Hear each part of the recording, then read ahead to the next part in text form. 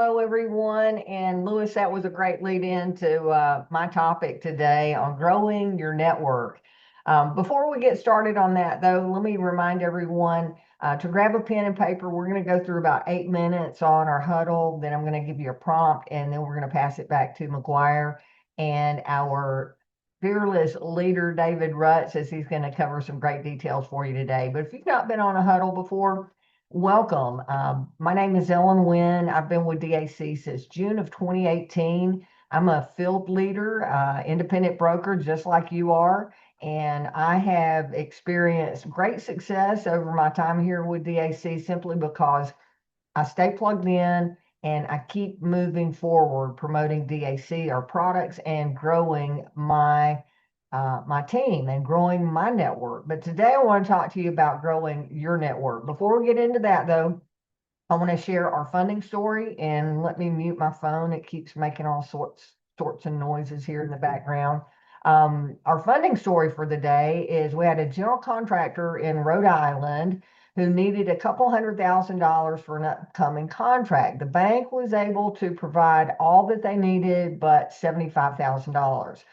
This particular client had very good credit, so we were able to get them the $75,000 that he needed with a core rate product and the 100% prepayment discount addendum. The offer was presented earlier last week, but the client did not accept the funding until 24 hours ago.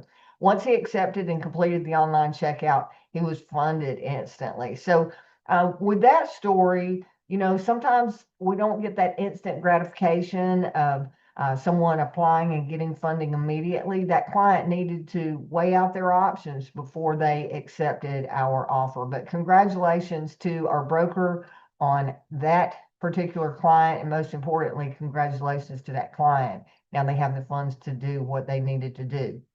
So growing your network, what is that? Well, as I said, Lewis was leading in talking to a local banker, and I want to share what I had happen this week. I've been to 2 different networking functions with my local Chamber of Commerce where I'm very active. I'm on the board of directors there with the Chamber. This is my 5th year involved with them. I've been an ambassador, and this is my 2nd year on the board of directors.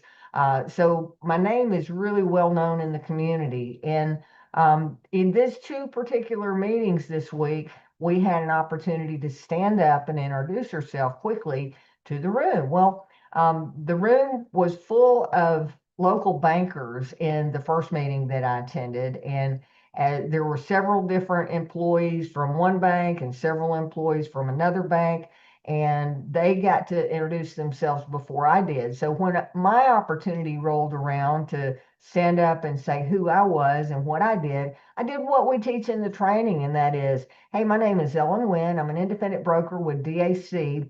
We do alternative capital. So when Coosa Valley and First National can't help you borrow the money that you need to grow and expand your business, we come alongside them and can get you qualified without having to use collateral. So I pointed back to those banks and let them know that I wasn't trying to take away from them.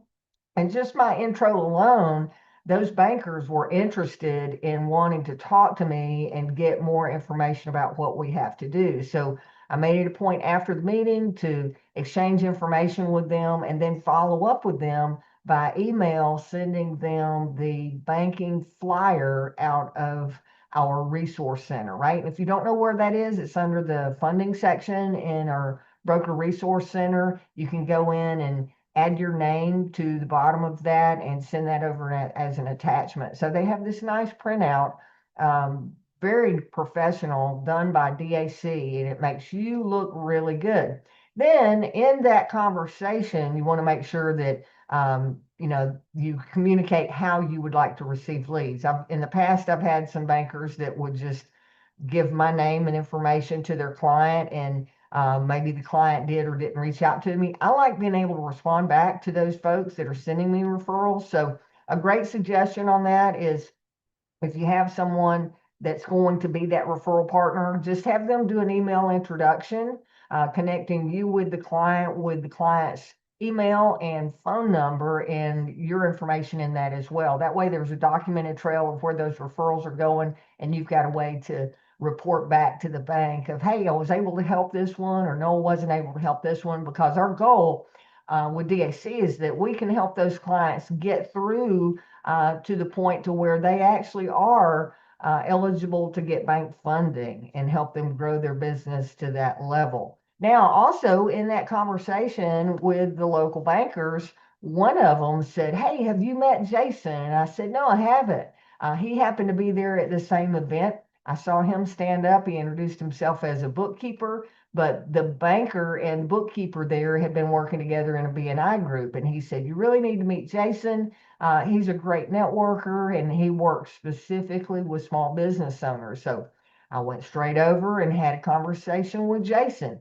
And that warm, friendly connection really goes a long way in building that credibility and being authentic, like David talked about this week. So my my prompt for the day is that you reach out to 3 local businesses, not the big Chase banks, not the Bank of Americas, but your local hometown banks. Okay.